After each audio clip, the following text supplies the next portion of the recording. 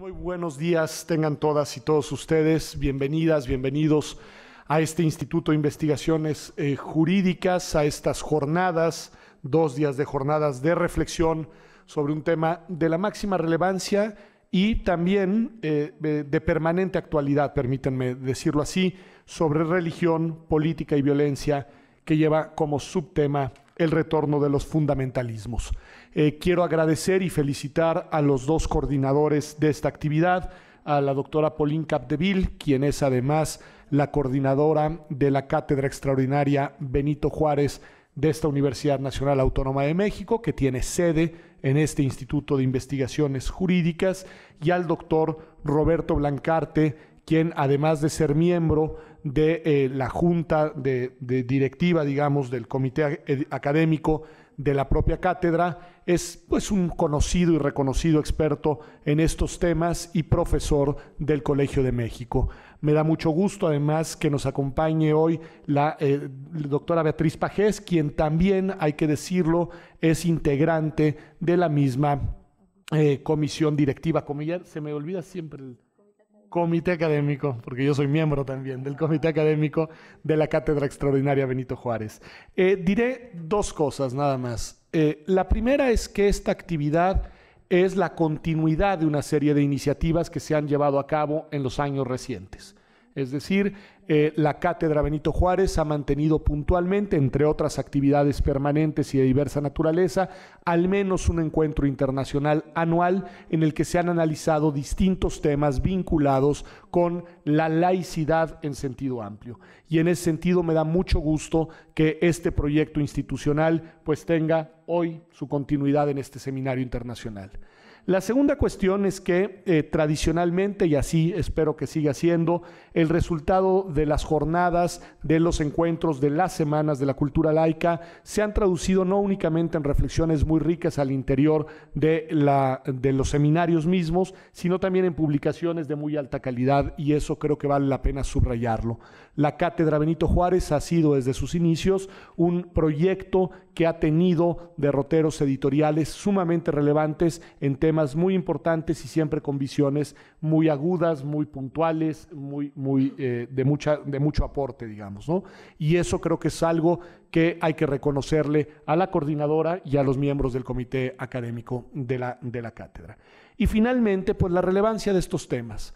La universidad, como debe ser, y sobre todo esta universidad pública, la Universidad Nacional Autónoma de México, es un espacio abierto a la reflexión sobre los grandes temas y problemas que aquejan a nuestro país, pero al mundo en su conjunto. Y creo que la temática que ocupará la atención de quienes puedan asistir durante estas 2 jornadas a este seminario, pues es una temática de enorme relevancia, de enorme actualidad y que debe llevarnos a pensar en las maneras y las formas en las cuales estamos generando contextos de convivencia en el mundo actual. En ese sentido, celebro que estas jornadas tengan lugar, felicito de nueva cuenta a los organizadores y sin más le doy la palabra a la propia doctora Pauline Capdeville. Muchas gracias. Buenos días a todas y todos. Y gracias por acompañarnos a este evento que es organizado por la Cátedra Extraordinaria Benito Juárez, el Colegio de México y el propio Instituto de Investigaciones Jurídicas. También quiero agradecer la presencia en este presidium de la doctora Beatriz Pajés, que como dijo el doctor Pedro Salazar, es miembro del Comité Académico de la Cátedra Benito Juárez, el doctor Roberto Blancarte, quien es co-coordinador del evento, y por supuesto el doctor Pedro Salazar, que es director del Instituto de Investigaciones Jurídicas y además que fue coordinador de la cátedra entre 2012 y 2014. Aprovecho también para agradecer a todos los ponentes que nos hicieron el honor de aceptar esta invitación y especialmente a los que vienen de otros países, en particular Francia, Colombia, Argentina, Reino Unido y Canadá. Muchísimas gracias por su presencia. La temática que vamos a abordar en estos 2 días es particularmente delicada, pues remite a una dimensión íntima del ser humano, su relación con Dios, y además a procesos colectivos sensibles debido al clima de violencia, de recelo mutuo, de fragmentación identitaria que conoce nuestro mundo contemporáneo. Al hablar de fundamentalismos religiosos, existe siempre el riesgo de caer en prejuicios, estereotipos y estigmatizaciones, pero hacerlo implica un riesgo mayor, el de dejar el campo libre a la intolerancia y a la polarización. Desde mi punto de vista, la tarea de la academia es promover, en cambio, una reflexión seria sobre este fenómeno y no ocultar su complejidad. Ello significa abordar desde un punto de vista crítico el fenómeno religioso, pero también todas las demás formas de dogmatismos ideológicos que pueden ser iguales de dañinos, y lo vimos este fin de semana con la actualidad trágica en Estados Unidos.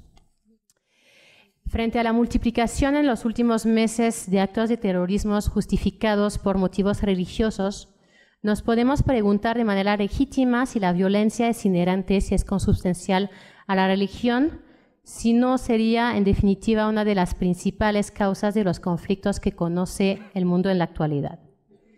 La pretensión de toda religión a la verdad, la superioridad que ostenta cada una de ellas sobre las demás, la disyuntiva que opera entre fieles e infieles, el carácter intocable de sus dogmas, eso nos haría pensar que tal vez la religión conlleva en sí misma el germen de la intolerancia y que ostenta un potencial de violencia, por lo menos simbólico. Pero también es cierto que la religión puede ser un vector de paz y de diálogo, y es menester reconocer la inspiración religiosa que asumieron algunas luchas emancipadoras, como por ejemplo la defensa de los derechos civiles en Estados Unidos, o hoy en día el protagonismo de algunas iglesias para la defensa de los migrantes, por ejemplo.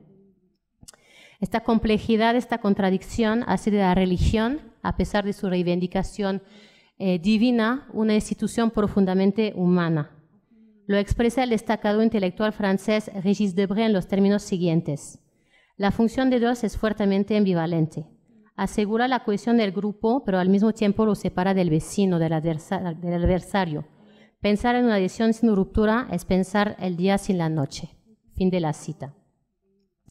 No podemos negar que la politización de la religión constituye en muchos casos una situación problemática en el marco de sociedades que se caracterizan por una creciente diversidad de convicciones fundamentales, y en particular cuando las instituciones religiosas pretenden imponer a todos sus propios modelos y concepciones de lo bueno. Asimismo, en su uso común, expresiones como dogmatismo, fundamentalismo, integrismo, fanatismo, radicalismo, etc., conllevan todas ellas la idea según la cual la religión se desborda de lo que debería ser su cauce natural, el terreno espiritual, para convertirse en una ideología, esto es, un conjunto de principios y valores relativos al orden público que pretende guiar los comportamientos colectivos. Esta tendencia a la politización de la religión, especialmente marcada en este inicio de siglo, no es el monopolio de una sola religión.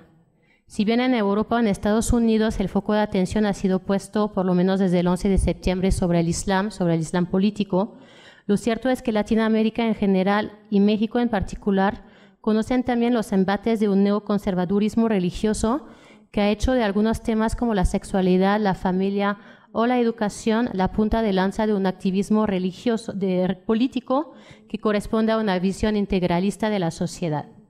Asimismo, la violencia no es solamente física, consiste también en palabras, en actitudes discriminatorias, en encubrir delitos y culpar a las víctimas. Desde luego, el tema de la religión, la política y la violencia necesita una reflexión de largo aliento. Y no tendremos el tiempo para analizar todas sus diferentes facetas.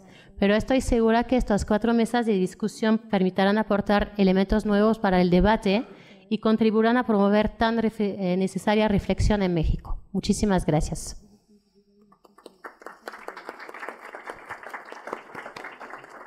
Tiene la palabra la doctora Beatriz Pajés. Muchas gracias, querido doctor Pedro Salazar. Saludo también a Pauline Capdeville. Gracias, Pauline. Y a mi querido amigo Roberto Blancarte. Y un saludo a todos los especialistas. Bienvenidos a México, los que no sean del país, y bienvenidos también, y un saludo a los nacionales.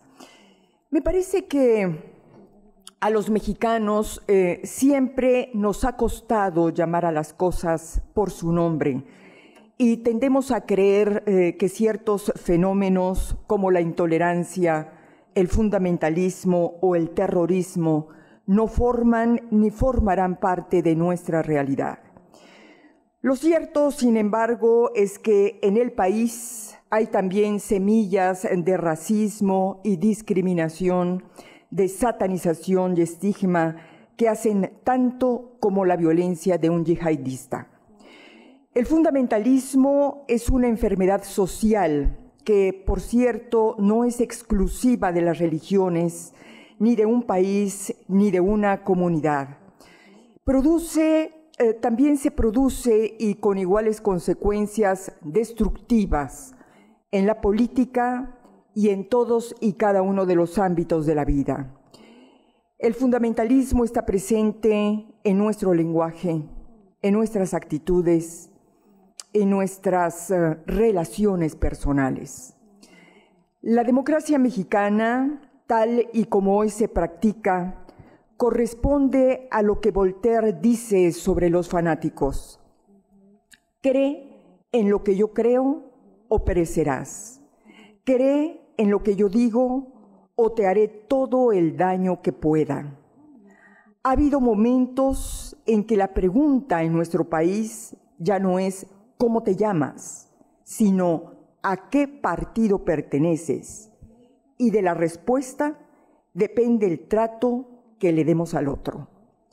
Y es que los partidos se han dedicado a conquistar el poder a partir de la estigmatización del adversario y a imponer verdades absolutas, únicas, dogmáticas, como si lo dicho por ellos viniera de un Mesías y fuera un acto de religión.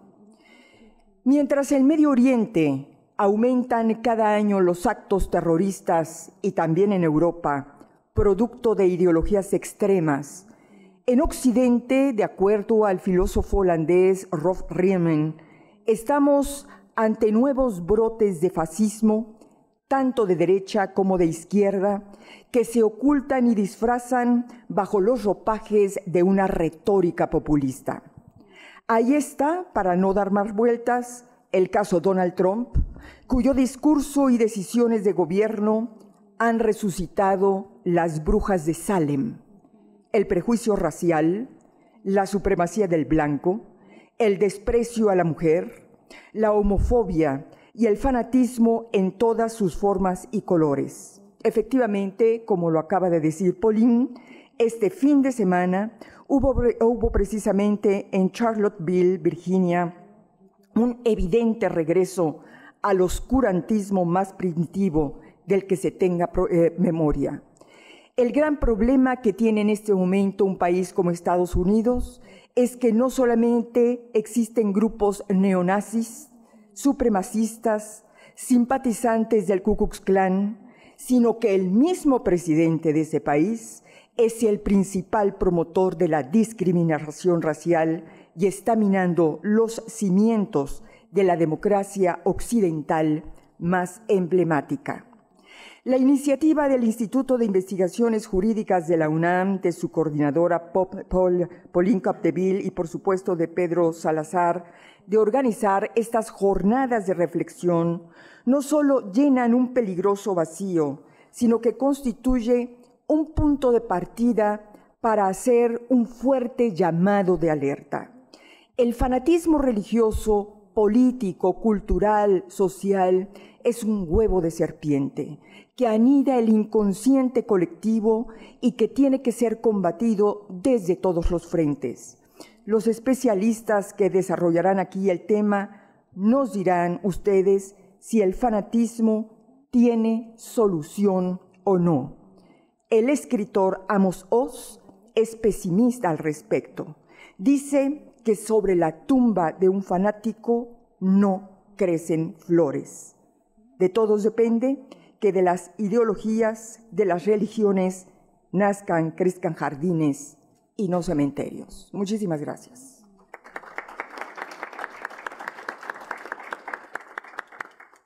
Por favor, Roberto Blancarte. Gracias. Me da mucho gusto recibirlos en este Instituto de Investigaciones Jurídicas, también dirigido por Pedro Salazar, y sobre todo obviamente a los nacionales, pero sobre todo a los extranjeros que se han tomado la molestia de venir desde tan lejos. Yo tenía la la propuesta alguna vez que me invitaron a Australia y que nada más me dejaron hablar 15 minutos en un congreso. Les dije yo, no, yo creo que la próxima vez tiene que ser por kilómetro recorrido los minutos que a uno le den, porque si no, no vale la pena. Así que aquí podríamos empezar a probar eso y ser precisamente más liberales en el tiempo con aquellos que se han tomado la molestia de acompañarnos. Bueno, como ustedes saben, este es un esfuerzo que se organizó a partir de esta cátedra que tenemos, que el ex rector José Narro estableció hace ya algunos años, yo no recuerdo cuántos, Pedro. 5. Como 5 años. Pero fue una gran iniciativa del rector Narro porque ha permitido discutir con mucha tranquilidad y con mucha estabilidad una serie de temas más allá de su propia gestión, y ahora el rector Graue, el actual rector de la UNAM, pues nos ha seguido apoyando en esta cátedra, lo cual ha sido muy importante para discutir muchos temas de relevancia. Nosotros hemos organizado anualmente esta Semana de la Cultura Laica, y digo nosotros, me estoy adornando un poco porque estoy en el comité directivo, pero en realidad es Pauline la que hace la mayor parte del trabajo como coordinadora de la cátedra, pero todos los meses de marzo o en la primavera por lo menos se organiza unas jornadas por la cultura laica, y de ahí, como mencionó Pedro, han surgido muchísimas publicaciones, muchísimos textos y obviamente antes de eso muchas reflexiones que hemos podido añadir al conocimiento sobre el tema. Y esta es una especie de sesión de medio año que se pudo organizar con un primer criterio muy importante para su momento, que es el embarazo de Pauline Capdeville, porque tuvimos que calcular que esto pudiera hacerse antes de que fueran las semanas críticas, y dijimos, bueno, vamos a hacerlo a mediados de agosto. Ya después de mediados de agosto ya no se puede, pero bueno, me da muchísimo gusto que se haya podido realizar.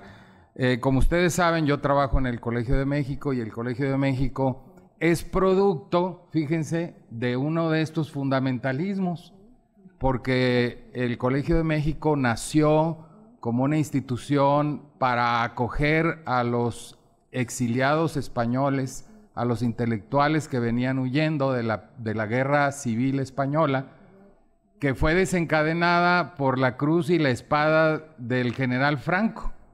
Así que ese fundamentalismo cristiano que expulsó a estos intelectuales españoles dio vida a la Casa de España en México, y que 2 años después, ya una vez que fue claro que la República había perdido la guerra, se convirtió entonces en el Colegio de México. Así que el Colegio de México tiene también un interés particular en estos temas, y durante muchos años ha apoyado el tema precisamente de la laicidad. No quiero ahondar aquí más porque además luego voy a hablar yo en la primera sesión, pero simple y sencillamente quiero insistir en un punto que ya hemos insistido en otras ocasiones. Más allá de señalar otros fundamentalismos, nos damos cuenta, muchos de los especialistas, que asumimos como naturales los fundamentalismos locales. Y creo que hay que repensar el fundamentalismo de otros lugares con una mirada local, y ver cómo nuestros integrismos y nuestros fundamentalismos, como ya Beatriz Pajés lo señaló, también radican, se enracinan entre nosotros. Así que pues muchas gracias, bienvenidos, y pues a trabajar. Muchas gracias. Muchas gracias. Pues yo, para concluir esta mesa inaugural, lo único que quiero es también sumarme a la bienvenida a quienes nos visitan de fuera. Muchas gracias por estar el día de hoy con nosotros acá. Muchas gracias por haber viajado y espero en verdad, y estoy seguro que así será, que los resultados de las reflexiones serán sumamente enriquecedores. Con nosotros se encuentran amigos que están por primera vez en actividades de la cátedra y también amigos que ya han estado en la cátedra en otras ocasiones y que de hecho son autores de textos de la cátedra. Fernando, me da mucho gusto que estés de nuevo con nosotros, y su presencia es una promesa de que cuando invitamos una vez, seguimos invitando más veces. Así que bueno, y quiero también agradecer a las instituciones convocantes, nada más mencionarlas, porque no únicamente es la Cátedra y el Colegio de México, contamos también con el apoyo de posgrado en Derecho de la UNAM y también del Instituto Iberoamericano de Derecho Constitucional. Así que muchas gracias a los copatrocinadores y muchas felicidades a Pauline y a su equipo de trabajo, porque a veces se olvida que detrás, digamos, de las coordinaciones hay también un grupo de gentes que apoyan. Muchas gracias a ellos y muchas felicidades. Y sin más, siendo puntualísimos a las 10:30 de la mañana, los dejo para que puedan iniciar la primer mesa de trabajo.